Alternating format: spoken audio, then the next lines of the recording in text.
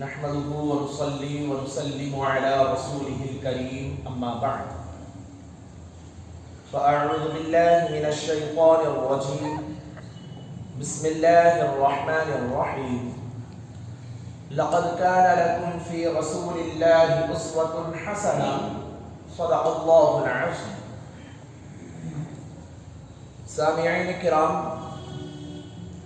اللہ تبارک و تعالی نے اپنے حبیب مکرم جناب محمد مصطفیٰ صلی اللہ علیہ وآلہ وسلم کی ذات اقدس کو ہمارے لیے اسوہ حسنہ یعنی بہترین نمونہ بنا کر جلوہ فرمایا ہے۔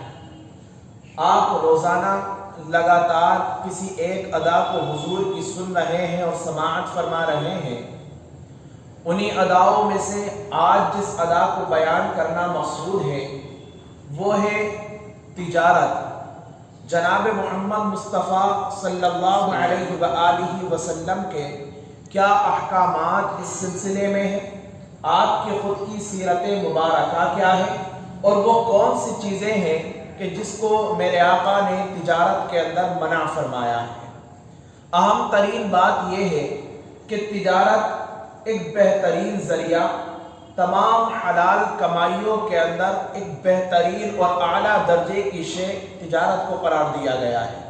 یہ ایک ایسی چیز ہے کہ جس کو دیگر انبیاء نے تو اپنایا ہی ہے، لیکن تمام نبیوں کے سردار جناب محمد مصطفیٰ صلی اللہ علیہ وآلہ وسلم بھی خود تجارت فرمایا کرتے تھے، اور تاریخ ہمیں یہ بتاتی ہے کہ آپ 12 سال کچھ مہینے کے ہوئے تھے کہ آپ کو موقع پہلے تجارتی سفر میں جانے کا مل گیا تھا، وہ کہ جو حضرت علی رضی اللہ تعالی عنہ کے والد گرامی ابو طالب کی ماتحتی کے اندر جا رہا تھا۔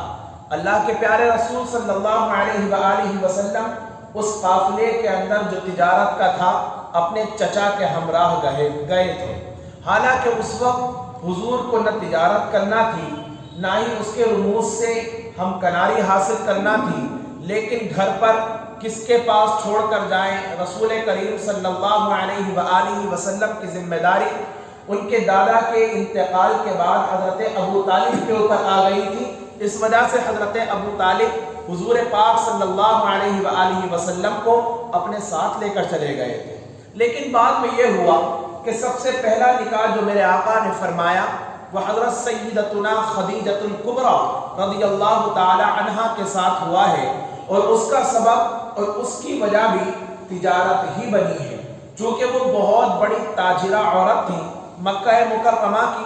ان کا مال ملک شام جایا کرتا تھا، لیکن وہ خود نہیں جایا کرتی تھی، اور جب موقع ایسا ہونا کہ دوسروں کو بھیجنا ہو اور خود نہ جا سکے بندہ، تو اس کے اندر ہمیشہ دیانت داری میں کچھ نہ کچھ کمی رہتی ہے، کوئی نہ کوئی کچھ نہ کچھ غبن کرتا ہے، اور پھر اس کا نقصان مالک کو اٹھانا پڑتا ہے۔ اس وجہ سے ہمیشہ نگاہ اور نظر اس بات پر رہتی تھی حضرت خدیجۃ الکبریٰ کی کہ کوئی امانت دار سچا آدمی مجھے میسر آ جائے۔ جناب محمد مصطفیٰ کی امانت داری کے، آپ کی صداقت کے ڈنکے پیٹے جا رہے تھے، یہاں تک کہ حضور پاک صلی اللہ علیہ وآلہ وسلم کو انہوں نے بلوایا، پیشکش کی کہ صاحب آپ 1 سال کے لیے میرے تجارتی قافلے کے سالار بن جائیں، امیر بن جائیں۔ اللہ کے رسول صلی اللہ علیہ وآلہ وسلم نے اس کو قبول کر لیا۔ انہوں نے ایک غلام بھی ساتھ بھیج دیا، اور یہ کہا کہ اس شخص کے اوپر یعنی جناب محمد مصطفیٰ کے اوپر خاص نظر رکھنا۔ اللہ کے رسول صلی اللہ علیہ وآلہ وسلم امیر و سالار بن گئے۔ جب لوٹ کر آئے تو حالت یہ تھی کہ اتنا منافع کبھی حضرت خدیجۃ الکبریٰ کو ملا ہی نہیں تھا کہ جتنا منافع جناب محمد مصطفیٰ کی وساطت سے ان کو عطا کیا گیا۔ اور پھر ان کا غلام یہ کہتا تھا کہ خدیجہ، کبھی اس شخص کو میں نے جھوٹ بولتے ہوئے نہیں دیکھا، پوری تجارت کے اندر کبھی کہیں جھول نہیں دیکھا۔ اور عجیب و غریب ایک معاملہ یہ تھا کہ سارا قافلہ چلتا تھا، ان کے اوپر دھوپ ہوتی تھی، لیکن یہ شخص چلتے تھے تو ان کے اوپر ایک سائبان، ایک بادل کیے ہوئے چلا جاتا تھا کہ جو کسی کی بھی خصوصیت نہیں تھی اور امتیازی شان نہیں تھی۔ اس وقت تک حضور نے اعلان نبوت نہیں فرمایا تھا۔ پھر حضرت خدیجۃ الکبریٰ نے حضور کے ان کمالات اور خوبیوں کو دیکھ کر نکاح کی پیشکش کی تھی، یعنی نکاح کا سبب یہ تجارت بنی تھی کہ جس کو جناب محمد مصطفیٰ صلی اللہ علیہ وآلہ وسلم نے اپنایا تھا۔ الغرض یہ پتہ چلتا ہے کہ اللہ کے رسول نے تجارت فرمائی ہے جو سنت ہو گئی، لیکن حضور پاک صلی اللہ علیہ وآلہ وسلم اب اس کے لیے ہمیں ہدایات بھی عطا فرماتے ہیں، ہدایات عطا کرتے ہیں۔ تو مسلم شریف کی ایک روایت ملتی ہے، میرے آقا نے ارشاد فرمایا کہ وہ تاجر، وہ بزنس مین، وہ بیاپاری کہ جو سچا ہو اور امانت دار ہو، اللہ تعالیٰ اس کو آخرت کے اندر نبیوں کے ساتھ، شہداء کے ساتھ، صدیقین کے ساتھ اور صالحین کے ساتھ مقام عطا فرمائے گا۔ ایسا تاجر جو سچا ہو اور ایماندار ہو، کس کے ساتھ؟ نبیوں کے ساتھ اللہ تعالیٰ اس کو مرتبہ عطا فرمائے گا۔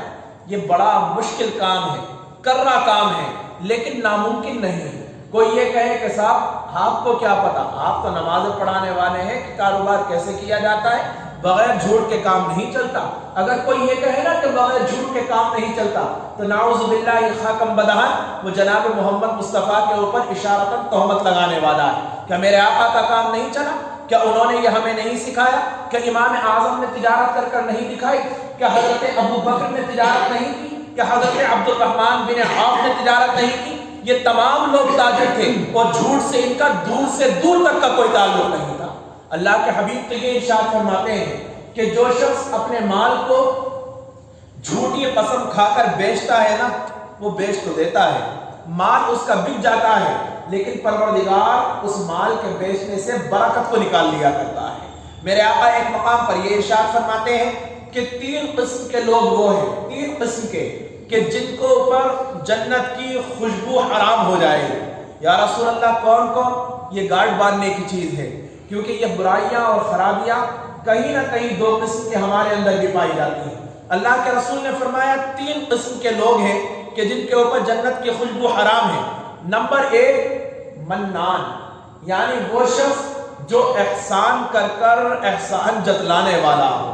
پہلے تو احسان کر دے کہ صاحب 5-10 ہزار کی ضرورت ہو تو لے لینا، لیکن جب لڑائی ہو، کسی بات کے اوپر تنازع ہو، بھول گیا ہوگا جب ہم نے تیری مدد کی تھی اور تیرے باپ بھی تیری مدد کرنے کے لیے آگے نہیں بڑھ رہے تھے۔ اگر احسان کرنا ہے تو ضرورت ہی نہیں آپ کو کسی کی مدد کرنے کی۔ میرے آقا نے فرمایا احسان جتلانے والے کو اللہ تبارک و تعالی جنت کی خوشبو عطا فرمانے والا نہیں ہے۔ دوسرا آدمی وہ جو شراب کا عادی ہو، اور تیسرا وہ شخص جو اپنے مال کو جھوٹی قسمیں کھا کھا کر بیچتا ہے، اللہ تعالیٰ اس کے اوپر جنت کی خوشبو کو حرام قرار دیتا ہے۔ سامعین کرام، پھر اللہ کے پیارے حبیب صلی اللہ علیہ وآلہ وسلم ہماری رہنمائی اس طرح کرتے ہیں کہ ایک مرتبہ حضور بازار سے گزرے جا رہے تھے۔ بطور معائنہ حضور نے یہ دیکھا کہ ایک غلے کا ڈھیر ہے، یعنی یا تو گیہوں کا یا جو کا، یہ شک ہے راوی کو، یا تو گندم ہے یا جو ہے۔ اللہ کے رسول نے اس کو چیک کرنے کے غرض سے ہاتھ اندر ڈالا تو آپ کا ہاتھ گیلا ہو گیا، اندر سے گیہوں نکالے تو وہ گیلے گیلے تھے اور اوپر کے سوکھے ہوئے تھے۔ اللہ کے رسول نے اس آدمی سے، اس دکاندار سے پوچھا کہ کیا معاملہ ہے، اندر کے گیلے اوپر کے سوکھے؟ کہنے لگے کہ یا رسول اللہ بارش پڑ گئی تھی۔ میرے آقا نے فرمایا کہ کٹے کے اندر گھس کے، غلے کے اندر گھس کر بارش پڑ گئی تھی؟ وہ خاموش ہو گیا اور کہنے لگا کہ یا رسول اللہ میں نے اس کو الٹ پلٹ دیا تھا۔ فرمایا سن رکھو، جو شخص ہمیں تجارت کے اندر دھوکہ دیتا ہے نا، وہ ہمارے طریقے پر کبھی نہیں ہو سکتا۔ رحمت للعالمین اس آدمی سے ناطہ توڑتے ہوئے نظر آتے ہیں کہ جو اپنی تجارت تو کرتا ہے لیکن اس کے اندر دغا بازی سے اور فریب کاری سے کام لینے والا ہے۔ ایک اس سلسلے کی آخری کڑی، آخری حدیث میں آپ کے سامنے یہ بھی بیان کروں کہ اس سے ہم بہت سارے لوگ ناواقف ہیں کہ بسا اوقات کوئی چوری کا مال ہے اور وہ سستا مل رہا ہے، مناسب داموں پر مل رہا ہے، جانتے ہیں، یہ معلوم ہے کہ یہ چوری کا ہے، اور اس کے باوجود بھی اس کو قبول کر لیا جاتا ہے اور لے لیا جاتا ہے۔ میرے آقا نے ارشاد فرمایا جو شخص چوری کا مال لے، حال یہ ہے کہ وہ جانتا ہو کہ یہ چوری کا مال ہے، تو وہ بھی چوری کے اندر خدا کی نظر میں شریک ہی مانا جائے گا۔ اللہ کے رسول صلی اللہ علیہ وآلہ وسلم تجارت کر کے دکھلاتے بھی ہیں۔